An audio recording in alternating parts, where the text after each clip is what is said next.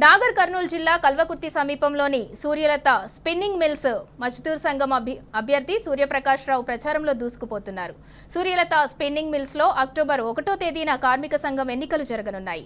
BRS party మద్దతుతో అయినేని సూర్యప్రకాష్ రావు గంట గుర్తుపై పోటీ చేస్తున్నారు. ఎన్నికల్లో మొత్తం 450 మంది కార్మికులు ఓటు వేయనుండగా బీఆర్ఎస్, కాంగ్రెస్ పార్టీలు బలపరిచిన అభ్యర్థులు పోటీ పడుతున్నారు.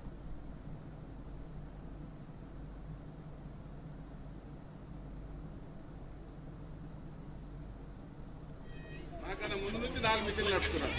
మనం ఇక్కడ 3 మిషన్లే రాము. ఇక్కడ పని అంతే చేయగలుగుతారు.